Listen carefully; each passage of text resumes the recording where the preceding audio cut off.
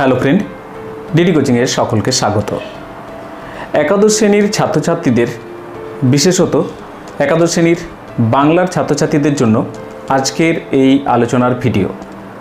দেখো, দেখতে দেখতে বেশ তোমাদের সময় কিন্তু এগিয়ে যাচ্ছে পরীক্ষার দিকে। শুনে আশ্চর্য হচ্ছ যে এই তো আমরা ভর্তি হলাম, এখন স্কুলে রেজিস্ট্রেশন চলছে, হঠাৎ এক্সামের খবর আপনি বলছেন।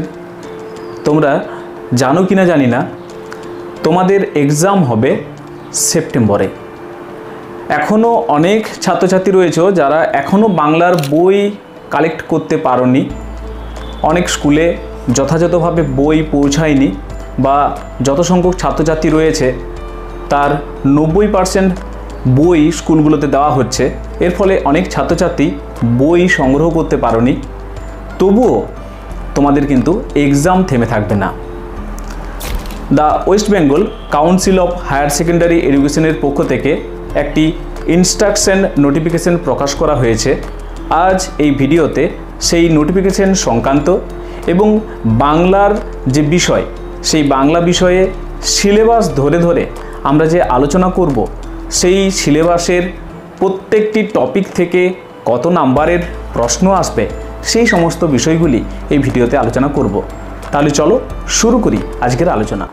একাদশ শ্রেণীর বাংলার দুটি বই, একটি বাংলা শিল্প সাহিত্য সংস্কৃতির ইতিহাস, আরেকটি সাহিত্যানুশীলন। সাহিত্য অনুশীলন, সেখান থেকে সাহিত্যানুশীলন। আগে ছিল সাহিত্য চর্চা, যে বইটির পরিবর্তে এই সাহিত্যানুশীলন বইটি এবার পর্ষদ থেকে দেওয়া হয়েছে। আমরা এই দুটি বইয়ের যে সম্পূর্ণ সিলেবাসটি রয়েছে, সেই সিলেবাসটি ধরে ধরে তোমাদেরকে পরীক্ষার উপযুক্ত করে তুলব, যাতে তোমরা অনায়াসেই সেমিস্টার 1 পেরিয়ে যেতে পারো। পরবর্তীতে সেভাবেই আমরা সেমিস্টার 2 এর জন্য ভিডিও নিয়ে আসব। এখন আমাদের যে বিষয় সেটা হলো, দেখো তোমাদের সময় কতটা রয়েছে। দ্য ওয়েস্ট বেঙ্গল কাউন্সিল অফ হায়ার সেকেন্ডারি এডুকেশনের পক্ষ থেকে যে নোটিফিকেশন প্রকাশ করা হয়েছে, সেখানে জানিয়ে দেওয়া হচ্ছে, দেখো ক্লাস 11-এ দুটি সেমিস্টার হবে। ফার্স্ট সেমিস্টারের যে সময়সীমা সেটা হলো মে থেকে অক্টোবর, এবং সেকেন্ড সেমিস্টার যেটা অক্টোবর থেকে মার্চ। এই সময়ের মধ্যে সম্পূর্ণ বিষয়টি, অর্থাৎ পড়ানো এবং তারপর তার এক্সাম এবং রেজাল্ট, এগুলো সম্পূর্ণ হবে। তাহলে মে থেকে অক্টোবর এই সময়ের মধ্যে তোমাদের জানিয়ে দিই যে ফার্স্ট সেমিস্টার তার যে এক্সাম সেটা কিন্তু হবে সেপ্টেম্বরে। এবার সেপ্টেম্বরে যে এক্সামটা হবে, অর্থাৎ ফার্স্ট সেমিস্টারের যে এক্সামটা তোমরা দেবে, সেটা কিন্তু MCQ, অর্থাৎ মাল্টিপল চয়েস কোশ্চেন থাকবে। সেখানে তোমাদের মাল্টিপল চয়েস যে প্রশ্নগুলো থাকবে, সেই প্রশ্নগুলি পড়ে সঠিক উত্তরটি নির্বাচন করতে হবে, এবং সেটার জন্য অবশ্যই স্কুল থেকে তোমাদের কোশ্চেন বুকলেট এবং অ্যান্সার শিট দেওয়া হবে। সেই নির্ধারিত অ্যান্সার শিটে তোমাদের পরীক্ষার উত্তর দিতে হবে। তো এখন তোমাদের একটা মানসিক প্রস্তুতি রাখা তো ভালো, যেহেতু সেপ্টেম্বরে এক্সাম, তাহলে সেখানে তোমাদের কত নাম্বার পেতে হবে। দেখো, মিনিমাম নাম্বার যেটা পেতে হবে সেটা হলো 30%। 30% পেলেই তুমি ফার্স্ট সেমিস্টার উত্তীর্ণ হতে পারবে। তবে যতটা জানা যাচ্ছে, অর্থাৎ একটা যে আলোচনার মিটিং হয়েছিল, সেখান থেকে ওয়েস্ট বেঙ্গল কাউন্সিল অফ হায়ার সেকেন্ডারি এডুকেশনের পক্ষ থেকে সেই একটা প্রাপ্ত তথ্য অনুযায়ী তোমাদের জানিয়ে দিই, যদি কোনো কারণে কোনো স্টুডেন্ট ফার্স্ট সেমিস্টারে ফেল করে যায়, তাহলেও সে কিন্তু সেকেন্ড সেমিস্টার যেতে পারবে। তবুও তোমাদের জানিয়ে দিই, পাস মার্ক কিন্তু মিনিমাম 30%। আর যেটা বললাম যে যদি কোনোভাবে ফেল করে তবু সেকেন্ড সেমিস্টারে যেতে পারবে, এটা কিন্তু লিখিত কোথাও নেই এখনও পর্যন্ত। সেই জন্য সেই বিষয়টা ভাবা আমি বলবো তোমাদের প্রয়োজন নেই। তোমরা মিনিমাম 30% নাম্বার, যেহেতু MCQ কোশ্চেন অবশ্যই পেয়ে যাবে, তার প্রস্তুতি এখন থেকে নাও। পাশাপাশি আরেকটা বিষয় জেনে নেওয়া প্রয়োজন, সেটা হলো যে ল্যাঙ্গুয়েজ সাবজেক্ট রয়েছে, সেই ল্যাঙ্গুয়েজ সাবজেক্টে অবশ্যই পাস করতে হবে, এটা ম্যান্ডেটারি। তোমাদের এই ইনস্ট্রাকশনটা কিন্তু ওয়েস্ট বেঙ্গল কাউন্সিল অফ হায়ার সেকেন্ডারি এডুকেশনের পক্ষ থেকে জানিয়ে দেওয়া হয়েছে। এবার তোমাদের ধরো সেপ্টেম্বরে পরীক্ষা, তাহলে সেই সেপ্টেম্বরের পরীক্ষা কত নাম্বারের হবে সেটাও জানিয়ে দিই। সেপ্টেম্বরে তোমাদের পরীক্ষা দিতে হবে, যেটা লিখিত পরীক্ষা দিতে হবে, সেটা হলো 40 নাম্বারের জন্য। সেই 40 নাম্বারের যে সিলেবাস, প্রথমেই তোমাদের জানাচ্ছি আমরা সিলেবাস ধরে ধরে আজ থেকেই তোমাদের জন্য আলোচনা শুরু করতে চলেছি। অর্থাৎ তোমরা অবশ্যই আমাদের সাথে থাকো, যারা চ্যানেলটাকে সাবস্ক্রাইব করোনি সাবস্ক্রাইব করে নাও। তোমরা এই চ্যানেলেই যেভাবে বাংলার সিলেবাসটি রয়েছে পরপর প্রত্যেকটি টপিক আমরা আলোচনা করব, পাশাপাশি এমসিকিউ প্রশ্ন তুলে ধরব। সেখানে তোমরা লাইভ মক টেস্ট দিতে পারবে, যে সমস্ত এমসিকিউ প্রশ্নগুলো গুরুত্বপূর্ণ প্রশ্ন সেগুলোকেও তোমাদের সামনে তুলে ধরব, যাতে তোমাদের পরীক্ষায় কোনো রকম অসুবিধা না হয়।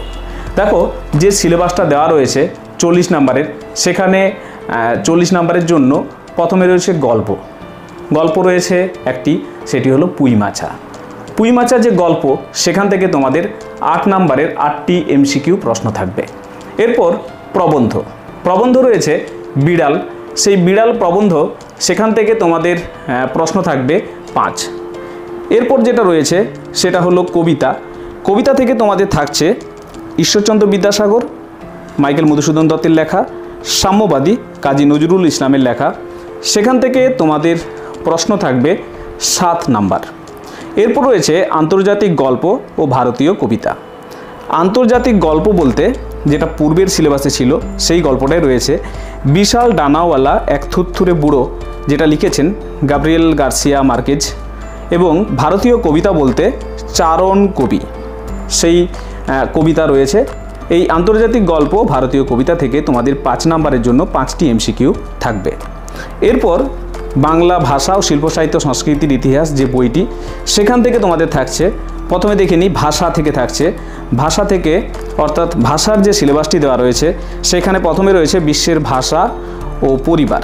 বিশ্বের ভাষা বলতে সেখানে তোমরা পাবে বিভিন্ন অবর্গীভূত ভাষা, মিশ্র ভাষা, কৃত্রিম ভাষা।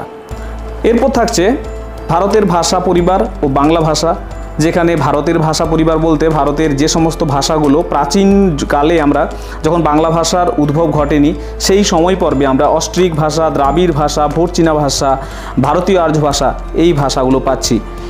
তারপর আমরা পাবো, এবং সেই ভারতীয় ভাষা বলতে এবং সেই ভারতীয় আর্য ভাষা এবং তারপর বাংলা ভাষার উদ্ভব অবশ্যই সেখানে আমরা আলোচনা করব। অর্থাৎ কিভাবে বাংলা ভাষা আসলো সেটা আমরা এই যে চ্যাপ্টারটা এখানে দেখতে পাবো। এরপর রয়েছে ভাষা বৈচিত্র্য ও বাংলা ভাষা। ভাষা বৈচিত্র্য বাংলা ভাষাতে আমরা বিশেষত সাধু ও চলিত ভাষা নিয়ে আলোচনা করব। অর্থাৎ এইটা হলো ভাষা থেকে। এই ভাষা থেকে তোমাদের 10 নাম্বারের 10টি এমসিকিউ কিন্তু থাকবে, সেই জন্য অবশ্যই খুব ভালোভাবে এই অংশটি অবশ্যই দেখতে হবে। এরপর রয়েছে বাঙালির শিল্প সাহিত্য সংস্কৃতির ইতিহাস, সেখান থেকে 2টি চ্যাপ্টার থাকছে। একটা হলো প্রাচীন বাংলার সমাজ ও সাহিত্য। প্রাচীন বাংলার সমাজ ও সাহিত্য বলতে চর্যাপদ নিয়ে আমরা পূর্বে আলোচনা করেছি, পরবর্তীতে তোমাদের জন্য আবার আমরা আলোচনা করব। আমরা লিঙ্ক দিয়ে দিলাম উপরে, সেখানে তোমরা ক্লিক করে অবশ্যই চর্যাপদ সম্পর্কে আমাদের যে আলোচনার ভিডিওটি রয়েছে আমি বলবো অবশ্যই একবার দেখে নেবে, অনেক সুবিধা হবে তোমাদের বিষয়টি বুঝে নিতে। এরপর রয়েছে মধ্যযুগের বাংলার সমাজ ও সাহিত্য, সেখানে রয়েছে শ্রীকৃষ্ণ কীর্তন কাব্য। এই শ্রীকৃষ্ণ কীর্তন কাব্য সম্পর্কেও আমাদের কিন্তু অনুরূপ একটি ভিডিও রয়েছে, তোমরা দেখে নিতে পারো। তবে আমরা যখন তোমাদের সিলেবাস ধরে ধরে আলোচনা করব, সেখানেও কিন্তু আমরা এই শ্রীকৃষ্ণ কীর্তন কাব্য আলোচনা করব। এরপর রয়েছে অনুবাদ সাহিত্যে রয়েছে রামায়ণ, তারপর মহাভারত, ভাগবত। এরপর রয়েছে মঙ্গল কাব্যের মনসামঙ্গল, চণ্ডীমঙ্গল, ধর্মমঙ্গল রয়েছে। এরপর রয়েছে বৈষ্ণব পদাবলী বলতে আমরা এখানে বিদ্যাপতি, চণ্ডীদাস, জ্ঞানদাস, গোবিন্দ দাস তাদের পদাবলী আলোচনা করব।